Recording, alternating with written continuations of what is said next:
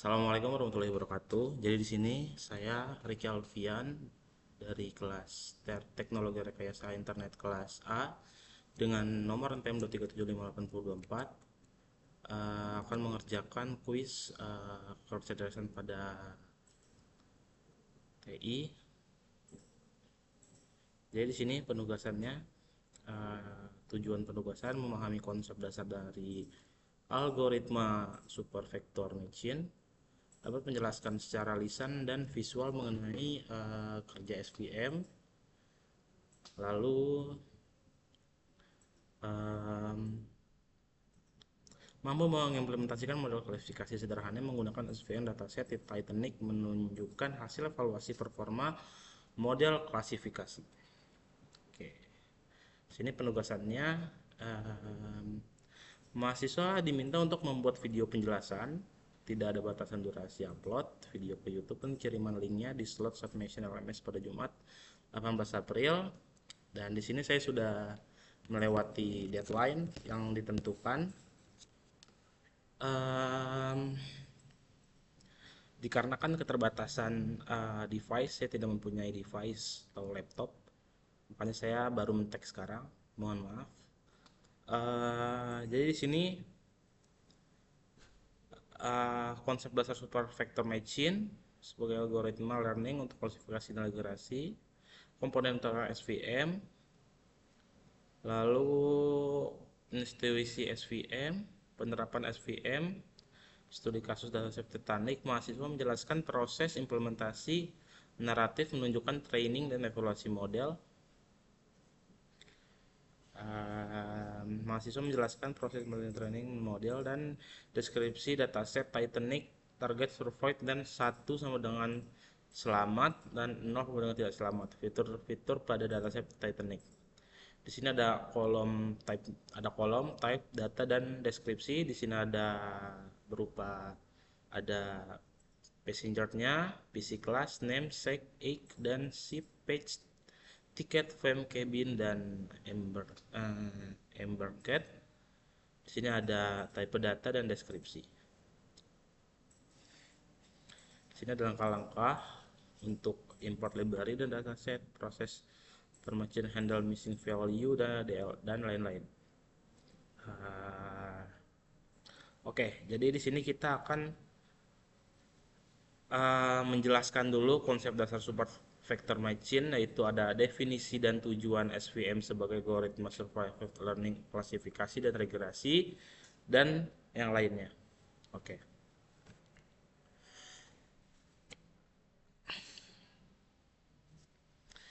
Yang pertama, definisi dan tujuan SVM. Support machine SVM adalah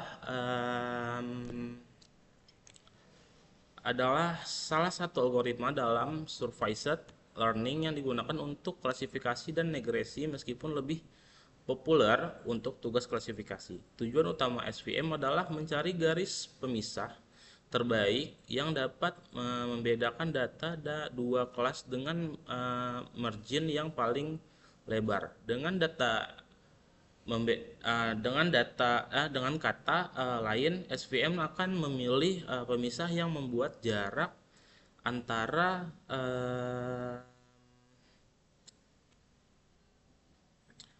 dua kelas data sejauh mungkin agar prediksi lebih akurat dan generalisasi terhadap data baru lebih baik.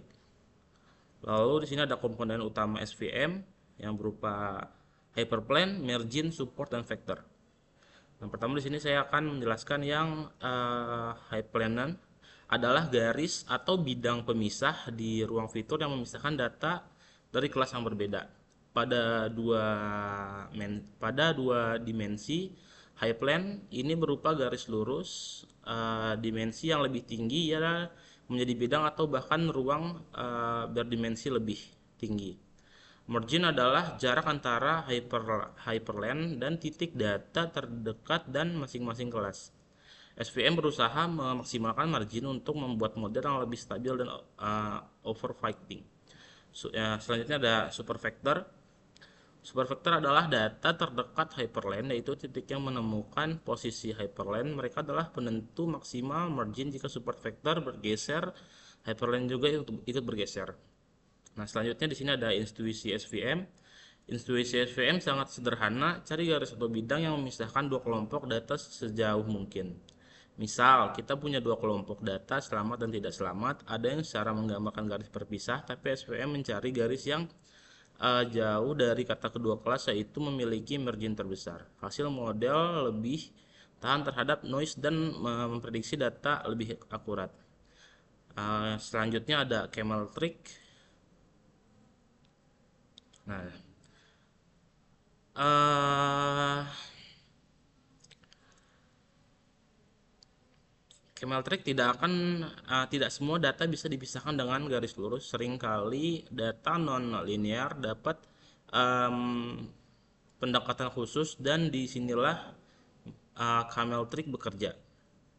SVM menggunakan fungsi camel untuk mengubah ruang fitur menjadi ruang berdimensi lebih tinggi sehingga data menjadi lebih mudah dipisahkan secara linear. Beberapa jenis fungsi canal yang umum: linear canal, polynomial canal, RBF atau radial basic function, atau sigmoid canal. Oke, mengapa memilih SVM?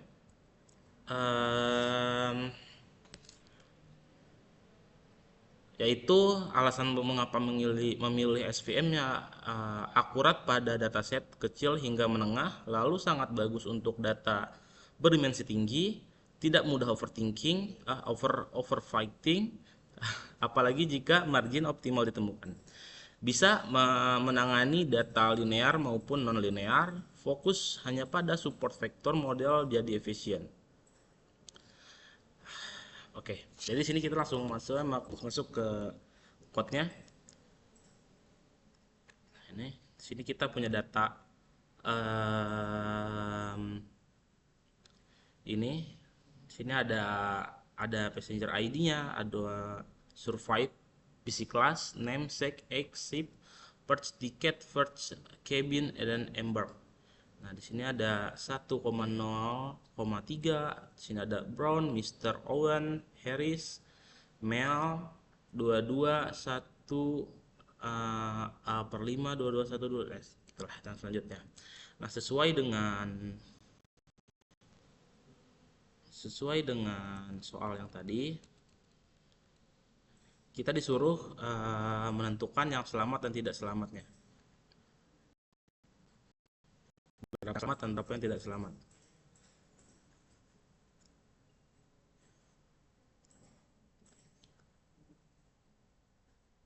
Nah, ini dan juga fitur-fitur pada data tektonik. Nah, ini tadi.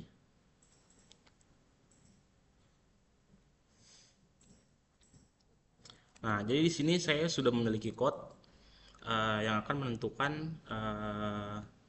yang selamat dan tidak selamatnya tadi.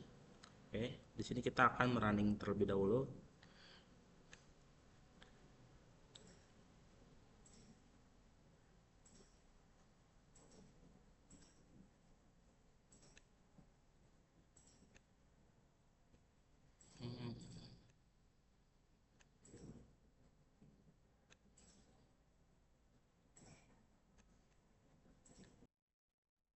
Oke, dari sini kita akan running terlebih dahulu. Jadi di sini ada classification report, dan di sini saya akan menjelaskan diagram yang terlebih dahulu, yaitu confusion metric. Jadi pada confusion metric ini visualisasi prediksi benar dan salah. Diagonal atas kiri dan bawah kanan ini jumlah prediksi benar. Non diagonal prediksi salah, false, positif, dan false negatif. Bisa membantu untuk memahami jenis kesalahan model, menampilkan kolerasi antar fitur, dan menilai mendekati +1 atau -1 berarti ada hubungan kuat. Bisa digunakan untuk mengetahui fitur mana yang paling berpengaruh terhadap survivor. Misalnya, seks berkorelasi negatif kuat dan survivor artinya perempuan seks sama dengan 0 lebih besar kemungkinan untuk selamat dibanding laki-laki sama dengan 1. Lalu distribusi prediksi versus aktual, visualisasi jumlah data untuk tiap kelas selamat versus tidak selamat pada data aktual dan hasil prediksi. Idealnya distribusi prediksi mendekati distribusi aktual. Jika model terlalu banyak memprediksi salah satu kelas, terjadi kelas imbalance dalam prediksi. Dan precision recall, event score bar chart membantu membandingkan performa model untuk masing-masing kelas. Nah, jadi di sini ada hasil runningannya, yaitu classification report. Jadi di sini untuk yang selamat, untuk yang tidak selamat itu 0, untuk yang tidak selamat itu 1 dan untuk selamat itu 0. Di sini ada Marco FVG dan 0,82 dan dari recall-nya di sini precision-nya ada 0,82, recall-nya 0,79 dan event score-nya 0,80 dan support-nya 179.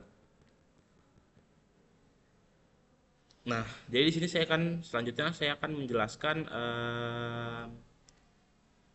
code yang ada di sini.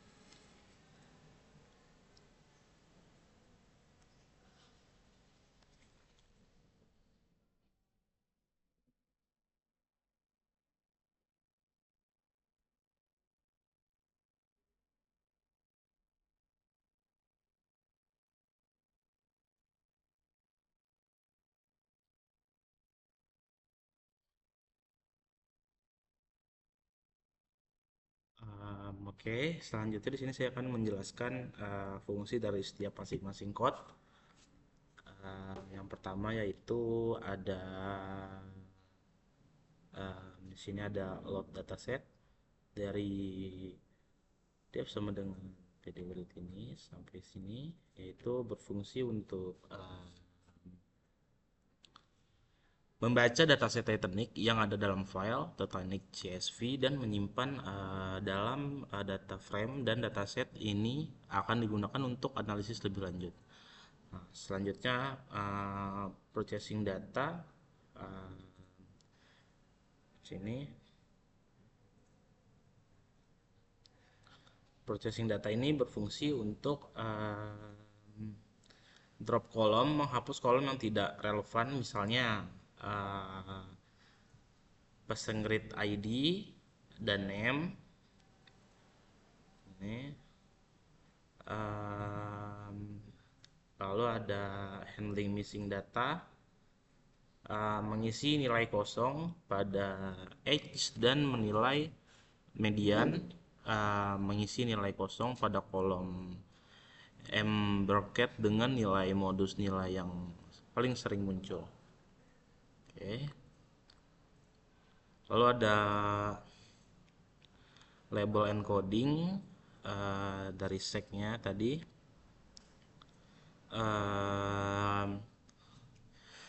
Mengkonversi kolom sec sejenis kelamin dan embedded pelabuhan keberangkatan menjadi angka untuk keperluan model machine learning.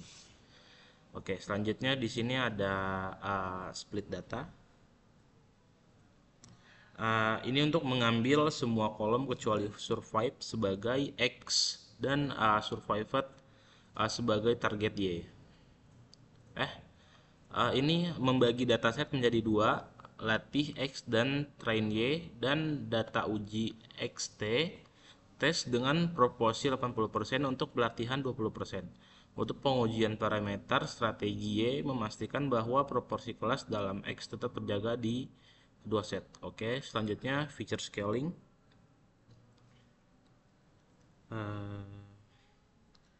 Feature scaling ini menggunakan standar scaler untuk standar fitur dengan MEAN dan evaluasi standar. Proses ini dilakukan oleh data alih dan uji agar metode ini terpengaruh perbedaan skala antar fitur. Selanjutnya ada training model. Ada gangguan tadi, kita sampai di feature scaling tadi ya. Jadi feature scaling ini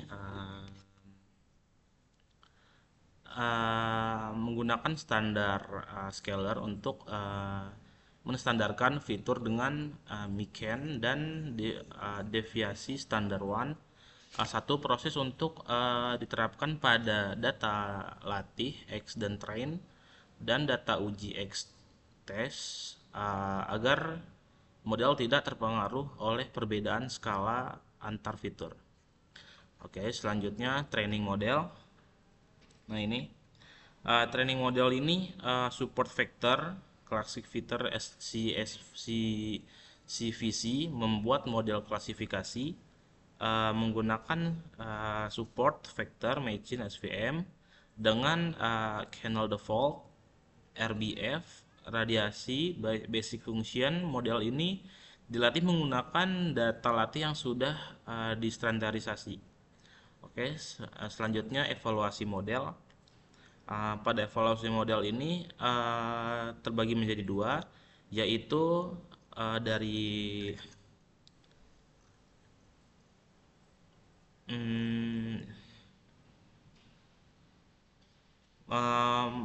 memprediksi hasil kelas selamat atau tidak selamat pada data uji XT Scalet.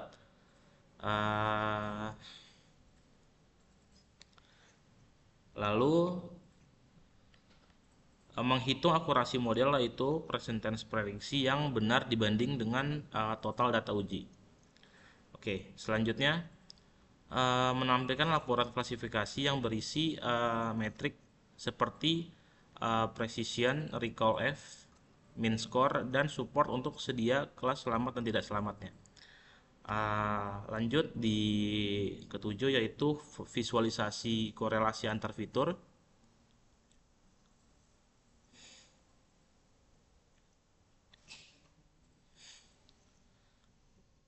Yaitu menampilkan heat map untuk menunjukkan korelasi antara fitur dalam dataset menggunakan Seaborn.